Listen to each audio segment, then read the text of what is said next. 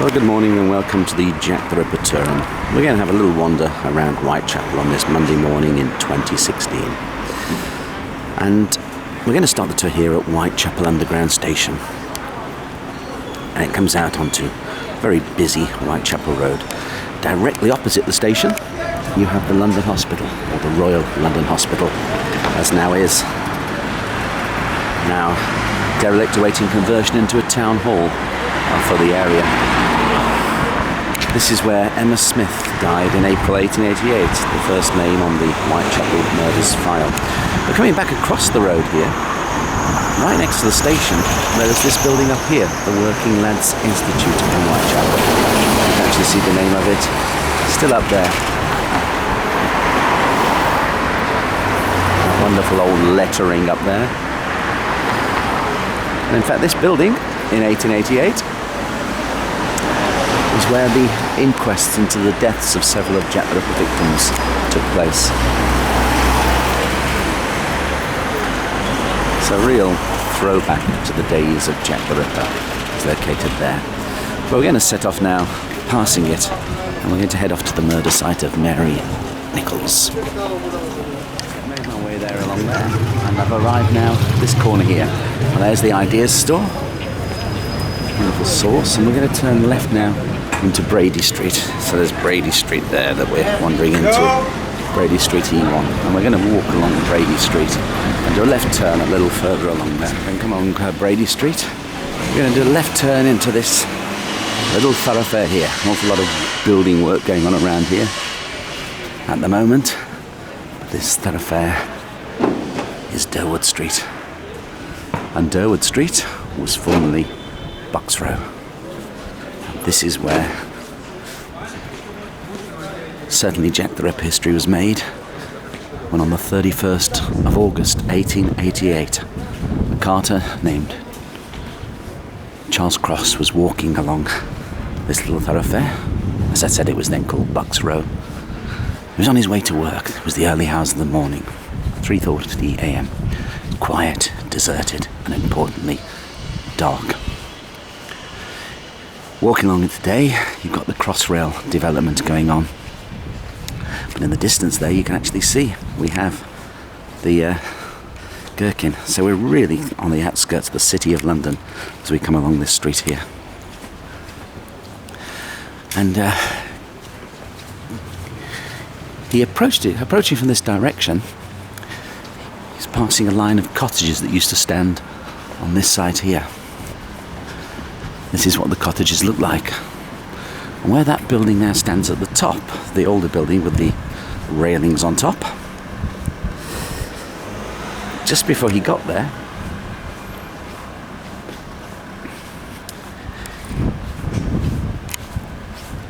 he encountered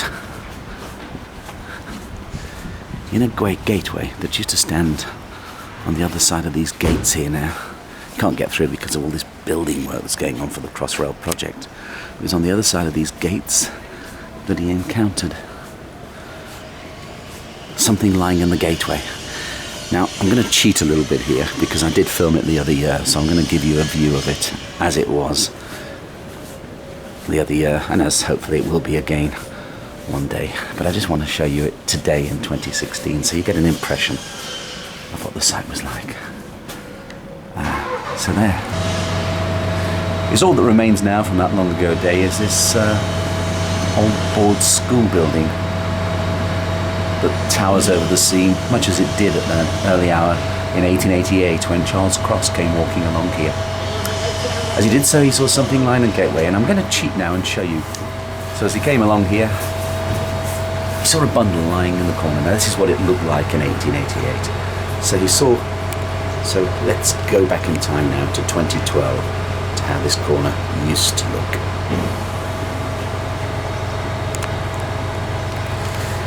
So he saw a bundle lying on the ground, and he thought it was a tarpaulin that might prove useful, so he went to inspect it. But he stopped as he saw it was a woman lying there. Seconds later, he heard footsteps behind him, and he turned to see another carter, Robert Paul, approaching. The two men approached, and they discovered it was in fact the body of a woman. They had discovered the body of Mary Nichols, the first of Jack the Ripper's victims. how the area has changed and is changing. It's an area of constant flux here in Whitechapel, and yet the one anchor to the area that links us to the Ripper's Age is indeed that board school over there, still towering over the scene just as it did in 1888. But I'm going to walk around to the other side now and get a shot of it from the other side of Durward Street. So join me when we resume on the other side. I'm walking along Whitechapel High Street again, and there's the Royal London Hospital, just over there.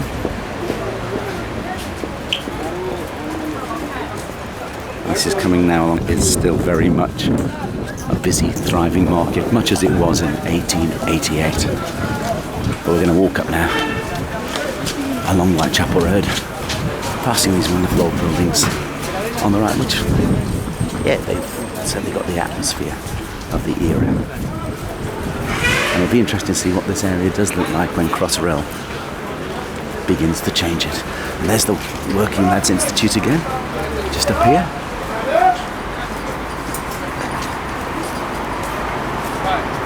Film me, I'm the star. All right then. Hi, how are you? Come get your free, lovely, effervescent, beautiful perfume right here at Whitechapel Station. There you go, the man. Okay. Have a wonderful day. And you as well. Thank you. My name is Prince Yusuf. The producer, take a bow. And his beautiful assistant. Yes, my boss. Oh, your boss. Yeah. There you go. Have a good day. Have a wonderful day. And you, bye-bye.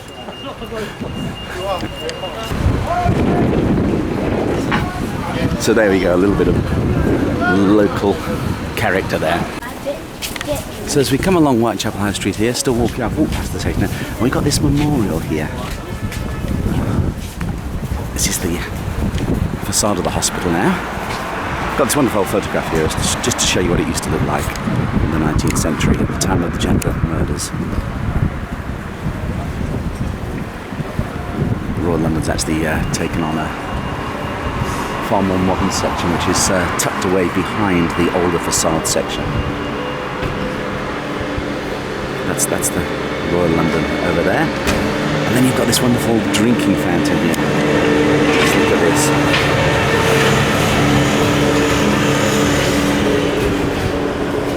Although I wouldn't fancy drinking any of that water. That's a lovely old drinking fountain there. And look at this character, look at this little character here, this little cherub with the state of the art as far as technology goes. He's holding that wonderful old car that you see there. And then you go around to this side. And there's one holding a little ship over there.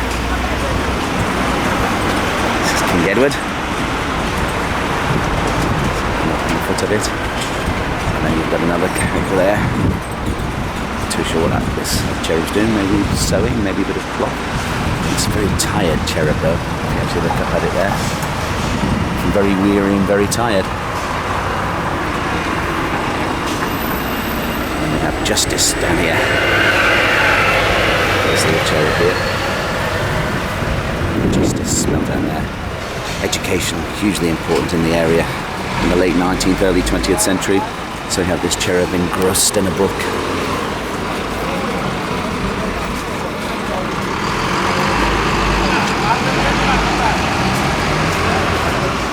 To Edward VII, and then we're back to this cherub over here, and standing guard over the cherubs are these angels or angelic figures, and look at that with London Hospital, administering to the poor of the neighbourhood since the 18th century, and the place, as I mentioned earlier, where Emma Smith, the first of Jethro victims, died, and also the place where kidney sent to Mr. Lusk ended up. But more of that another time. Let's continue now past these buildings here and on along Whitechapel. Look at that graffiti, bit of graffiti up there, local graffiti. And let's get off along here now. So having walked along here, I've come to Fulbourn Street. Fulbourn Street. On this corner here. I'm going to turn into Fulbourn Street now to get that view of the other side of it. And again, busy, thriving, vibrant, as it was in 1888. contrary to our image of the streets being deserted. Certainly Whitechapel Road, along which I've just walked, and which I got right this time, is more or less as it was. Certainly the ethnic diversity that you see around there, the multiculturalism, still apparent, much as it would have been in 1888. But crossing over the pedestrian bridge here, crossing over the bridge here, and I'm heading, there's the building from the other side now. Block of flats, or the old board school from the other side, you see over there.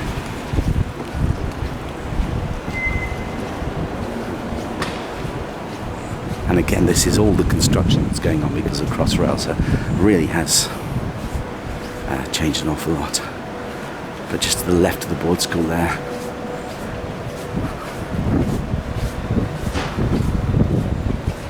that's where the murder took place. That's, well, I'm on Durward Street at the moment, but to the left of the board school is the continuation, or Durward Street as we saw it from the other side. So there I have the board school over there.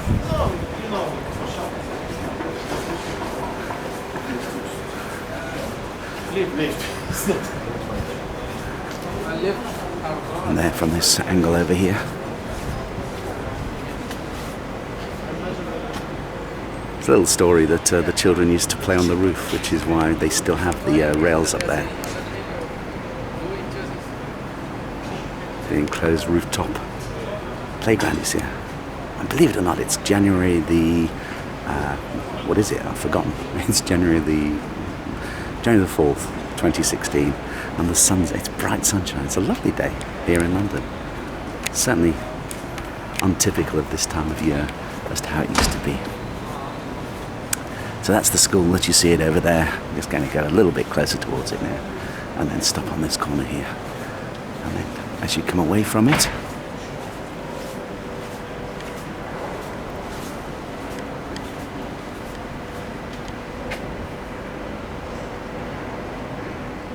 just to the left there, or the left of the school, as you look at it, where that end of the block of flats in, that's the yard where the murder of Mary Nichols, or the body of Mary Nichols, was found, and probably where the murder of Mary Nichols took place, contrary to reports that her body was moved here in a carriage on some nefarious plot by mad doctors or demented royals. So that's it.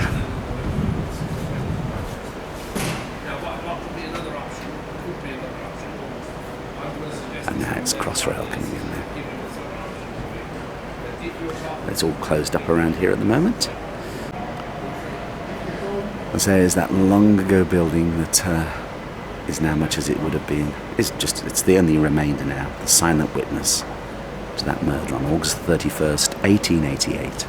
The murder of Mary Nichols, or Polly Nichols, which spelled the beginning of Jack the Ripper's reign of terror on the 31st of August, 1888.